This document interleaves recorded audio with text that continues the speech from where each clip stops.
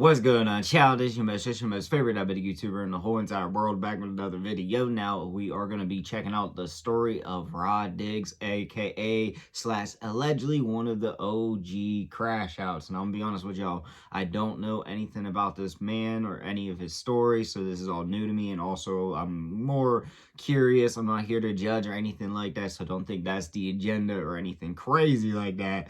But yeah, I am actually very curious to know what the actual story is, because it says it went from rapper to allegedly a mass, and I'm kind of curious. So before we get any further, shout out Funa for the video we're reacting to, and also it is all alleged, and also it is all love, no hate. Alright, child, no more hesitations, let's get into the video now.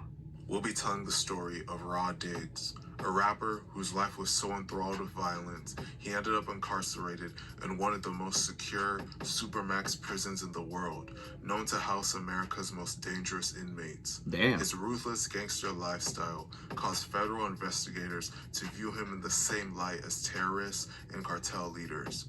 To make things worse, he would openly rap about all his crimes in vivid detail, giving prosecutors an open and shut case to send him behind bars for life. Rod Diggs, renamed Ron Herron, was born in 1982 in Brooklyn, New York. He grew up in the Gowanus housing projects, one of the roughest projects in that area. In the late 80s and early 90s, the area lived under the constant pressure of poverty, police presence, and territorial tensions. And Ra, like many young boys in the projects at that time, found himself pulled into that world long before he learned how to escape it. At just the age of 12, he witnessed one of his close friends get killed by a police officer for holding a toy gun, which the officer mistook as real. R.I.P. Seeing this level of violence at such a young age would change anyone. Ra started getting involved in the streets himself. About 1 year after witnessing his friend's death, Ra would get locked up for the first time. From that point on, he was constantly in and out of jail for various crimes, with the crimes seemingly getting worse and worse each time. At just the age of 14, he was sentenced to 4 years in prison for an armed robbery. After getting out, he hopped right back into a life of crime. He became a member of the Bloods, and eventually became the leader of a blood set called the Murderous Mad Dogs. They controlled various housing projects in Brooklyn and participated in crimes such as extortion, drug trafficking, armed robbery, and contract killing. Ra also pursued a rap career, and his criminal lifestyle would serve as the subject matter of his music. In a crazy situation, Ra was shot in the leg. Then, just a few days later, Ra's cousins would allegedly go and kill the guy in retaliation. Damn. Ra would rap about this in vivid detail in one of his songs. Shot me 5 times, 2 days later the nigga died. Put in my own work, but niggas will kill for me. To no one's surprise, Ra would soon start taking the killing into his own hands. R.I.P. On June 16, 2001, Ra allegedly shot and killed a man named Frederick Brooks. Ra allegedly killed Frederick because Frederick started selling drugs in his territory without permission. Investigators responding to the crime scene found 10 bags of crack cocaine on Frederick's body. Frederick was shot at the neck, the back, and the face. Ra was actually arrested for this murder and placed on trial. A jury looked at the details of the case and ended up finding him not guilty of the murder. What the jury did not know was that 2 witnesses who saw the shooting refused to take the stand, telling detectives that they feared for their lives. One witness said he was shot at while walking with his young son. His mother said one of Ra's associates who sat in the courtroom during the murder trial came to her job, named her children, and told her to advise her son not to testify. Another witness said Ra called her home from prison, warning bad things would happen if she Now they could check that one. I'm sorry. A third witness testified that one of Ra's associates threatened her granddaughter. Before these witness intimidation allegations came to light, Ra was already acquitted of his charges. Ra would be convicted of drug charges, so he wasn't released until 2007. Sadly for the city of New York, Ra's violent ways would continue once he was back outside prison walls.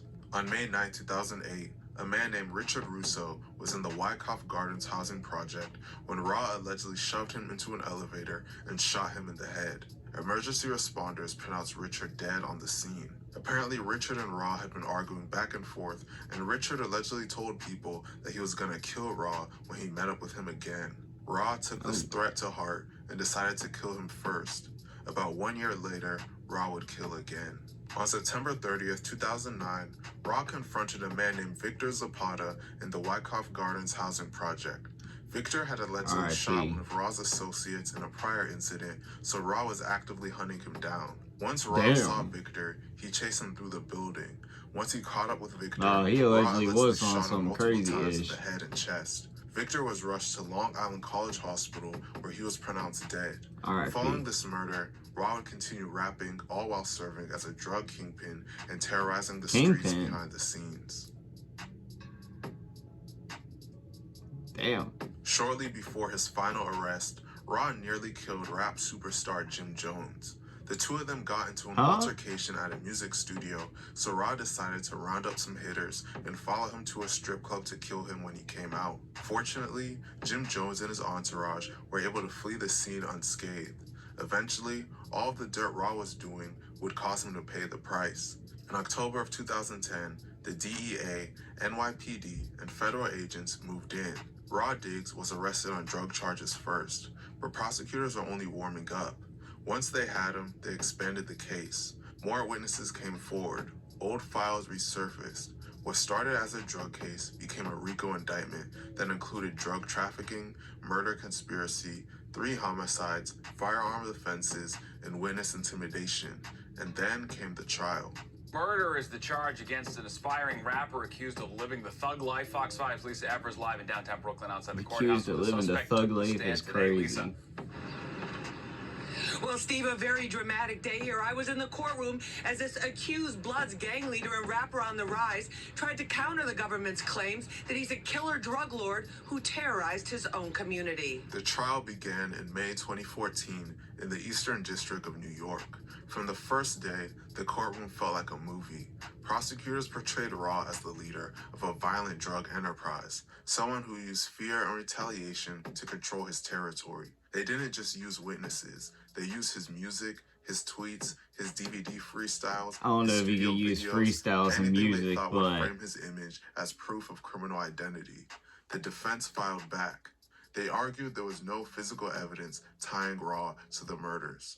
No fingerprints, no DNA, no ballistics, linking him personally to a murder weapon. But the prosecution had built a storyline the jury believed, and in June of 2014, Raw Diggs was convicted on all major counts. At sentencing, the judge didn't hold back. He called Raw dangerous, unrepentant, and a menace to the community. He said the violence painted a picture of a man who ruled through fear. Raw, for his part, called the trial a setup. He said the witnesses lied. He said the government wanted to make an example out of him, but the judge handed down the sentence anyway.